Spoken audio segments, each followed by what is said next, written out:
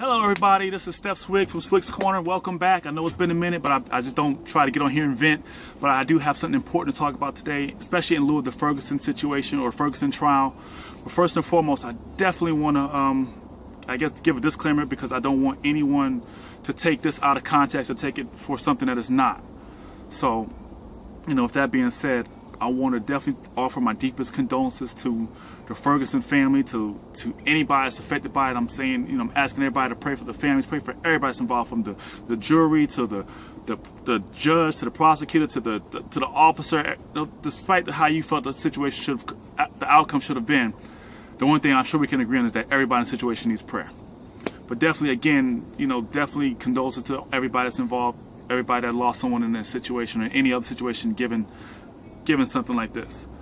But I want to talk about it because I was sitting there thinking this morning, and I really didn't want to talk about it, but the more I sat back, I felt like sometimes you just need to say something. So I just want to talk about it. So I was looking at how everyone was outraged at the outcome. I'm not saying by any means do I think the outcome was fair. I don't. But again, I wasn't there. I don't know what actually took place, but what drew my attention so much was just that how black people, I'm included in this, was so outraged by this. It was so outraged. It was covered by national coverage. Same thing with the Trayvon Martin thing. We was rallying. Everybody's upset. It's injustice, and that's a wonderful thing that we was able to come together on one accord and address what we felt like was something that needed to be addressed, and as well it did. Everyone's still upset about this topic. Everybody's upset about it. And it's a touchy subject, especially when race is involved. I'm not racist by any means, but at the same time, I do have white friends and white coworkers who probably will see this video, and I'm not trying to leave out anyone, but at the same time, I am a black man, and this is affecting directly the black community, so I'm going to address it from that standpoint.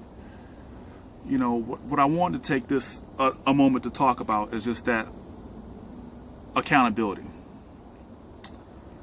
And again, no means he deserved that. No means no one deserves to be shot down when they are unarmed. But I look at this, we've been seeing this type of stuff happen all the time. But it's not always the white man killing the black people. More so than not is black on black. Is black people killing people over drugs, people poisoning us, killing us with drugs in our neighborhoods. We're robbing each other, we're raping each other, we're hurting our own race, but it doesn't seem to be the same amount of outrage when it comes to those type of things. It doesn't seem to be the accountability when those type of things happen when it's black on black. I've seen candlelight, I've seen people lose sons just over stupid arguments. There's no outrage when someone's gunned down because someone didn't turn their music down over, we're killing each other over colors. There's no outrage when it comes to that. It's not a big outcry for justice to take place when it's black on black. And to me, that's worse when you're killing your own. Despite whatever race you are, when you're killing your own, that's worse. But where's accountability when that happens? Where's everybody rallying when that happens? There's a cry for help in those areas. There's a need for that. There's a need to address those situations. Of course, with every single problem, there lies such a solution. And I'm not one to sit up here and talk and say, this is the problem, this is the problem. Anybody can point out problems. But the solution is, it starts at home, regardless. The problem is, there's a lack of value for life, period.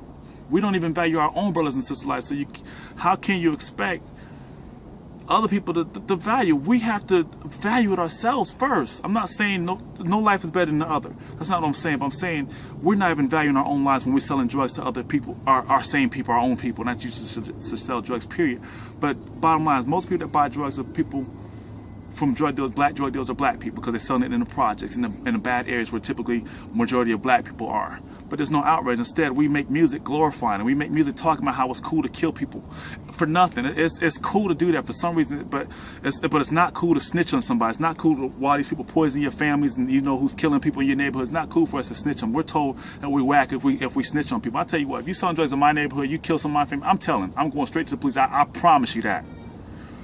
But it's an accountability issue, but it starts at home. We got fatherless children. We got people that we can also influence in our own lives, that we can deal with, that we can talk to, that we can minister to, that we can mentor to, that we can educate on the value of life. When people are killing people over music, or over colors, or over the fact you want to turn your headlights down, these are all things I've seen in the headlines with black on black crimes.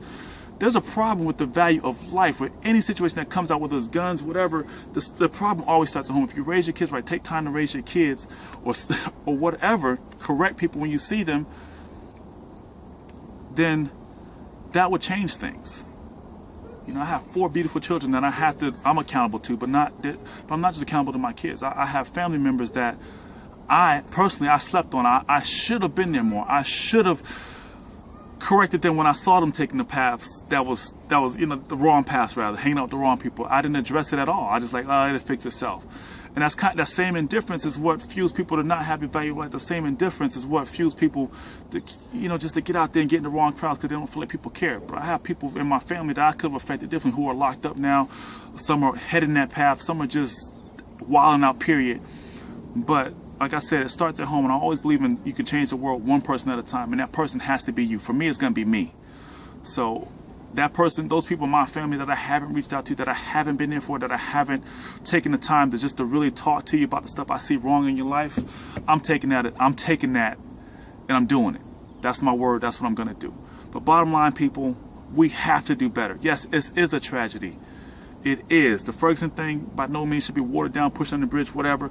It's a tragedy, period. But we black people, we've been killing each other long, and more often than that happens.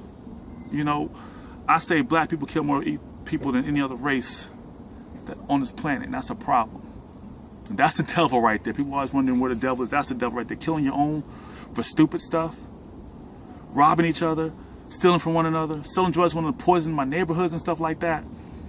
And then we rally when it comes to stuff, when it's one individual case. But what about the collective people who are dying each and every single day at the hands of people in our own race, black people? It's not always a black and white thing, but we're killing our own people. Then we get on the radio and we proudly boast the N-word, and that's a whole other subject. But it's about the depreciation of our own value that we do to ourselves. And then we get mad when people treat us how we portray ourselves. I'm not saying that Ferguson thing case, I'm not saying that's why it happened, but I'm just saying it's an opportunity to correct some of the wrongs that I've seen in my own black community, started with myself first. So I'm hoping you receive this just as what it is. It's not an attack on anybody, but it's only a call, a plea, a prayer for us to be accountable to our own, to our neighborhoods, to our friends, to our family. We all have someone that looks up to us. Fathers, be in the picture raising your kids, because if you don't, the streets will. And you see how they gunning us down on the streets right now anyway. So let's take time to really be the man that we're supposed to be and raise our kids. Be there for our kids' mothers too. It's not just dads, it's deadbeat moms out there too. Deadbeat moms, whoever. Let's take care of our family. That's our call and that's our responsibility. I hope you're not offended by this, but if you are, I hope it provokes you to do something better in your life and affect someone's life in a positive manner. I pray all is well with you and that you will receive it just as what I meant. In Jesus' name I pray and thank you. I'm out. Peace.